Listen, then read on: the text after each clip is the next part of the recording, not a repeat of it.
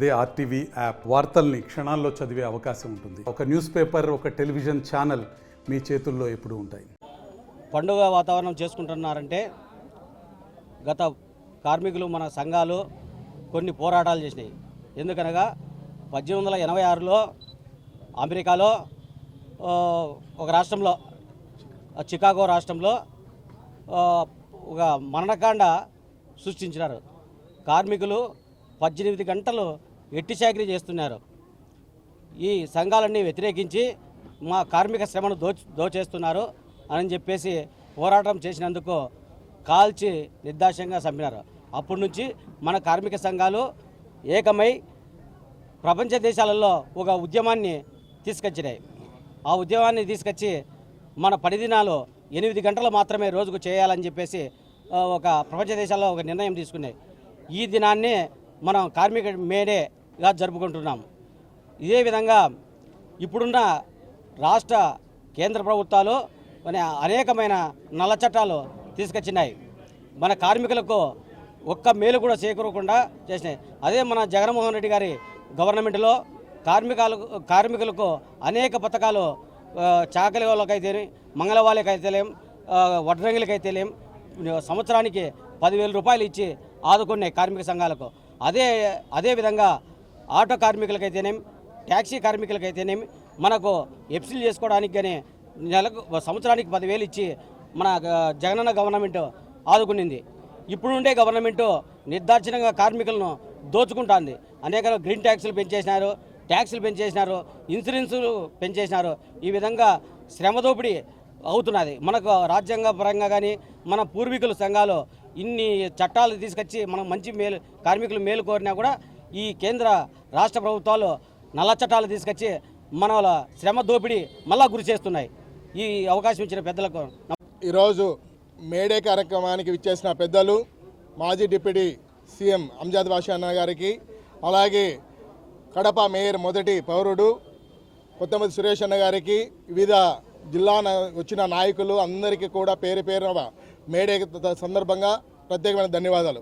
ఈరోజు ఎక్కడో చికాగో దేశంలో 1880లో పుట్టిన ఇక్కడ మేడే కార్మికులకు అంచివేదు కంటే 18 గంటల పనిదినాన్ని 8 గంటలు కుదించిన ఏకైక మేడే కార్యక్రమం చెప్పాలి. దీంట్లో భాగంగా మా వైఎస్ఆర్ కాంగ్రెస్ పార్టీ పుట్టినాల నుంచి కూడా శ్రామిక అవార్డు అనే శ్రామిక కష్టాలతో వచ్చిన పార్టీ అని చెప్పచ్చు.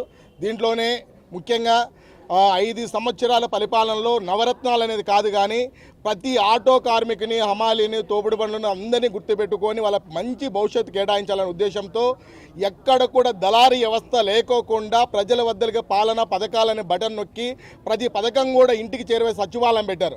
ఈరోజు 9 నెలలు 10 నెలల ప్రభుత్వంలో మనం చూస్తే ఏ కార్మికుడు కూడా రోడ్ల మీద వెళ్తే ఒకప్పుడు ముందు బాటలు కొనాలంటే వణుకు పుట్టేది, 300 400.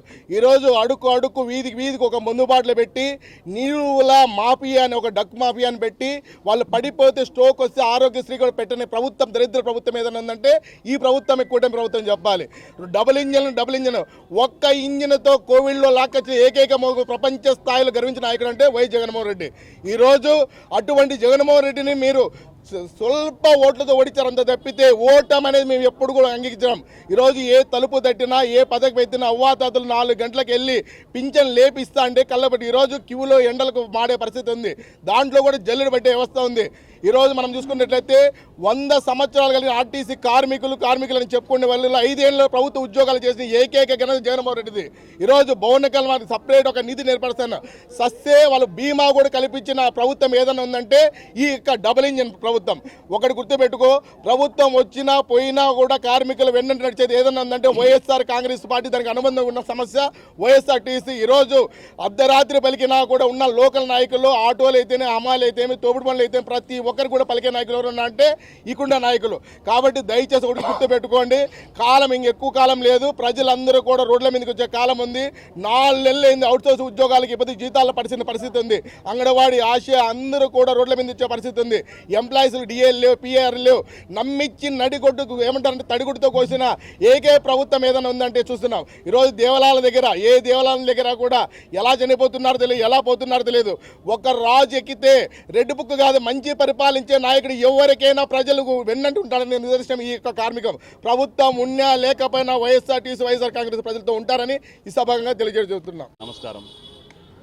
మన రాష్ట్ర ముఖ్యమంత్రి వర్యులు మీరు ఎక్కడికి రావద్దండి, మీరు ఎక్కడైతే అమరావతిలో ఉండాలనుకున్నారో అక్కడనే ఉంటే మంచిది. మీరు రావాలని ఎక్కడికైనా అనుకుంటే అక్కడ చనిపోవడం ఎక్కువైపోయింది. ఈరోజు నెల్లూరు జిల్లాకి రావాలని చెప్పి నువ్వు అనుకున్నావు, అక్కడ నిన్న యాక్సిడెంట్ జరిగి మెడికల్ చనిపోవడం జరిగింది.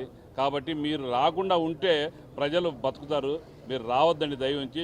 మీ ఎక్కడైతే మీకు ఇచ్చినారో మీరు అక్కడే ఉంటే, మీ బంగ్లాలోనే ఉంటే ప్రజలు సురక్షితంగా ఉంటారు.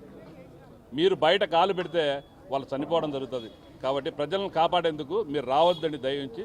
మీరు మీ బంగ్లాలోనే ఉండండి. మరిన్ని వీడియోస్ కోసం ఛానల్ ని సబ్స్క్రైబ్ చేయండి. లేటెస్ట్ అప్డేట్స్ కోసం వాట్సాప్ ఛానల్ ని ఫాలో చేయండి. అండ్ లింక్ డిస్క్రిప్షన్ లో ఉంది.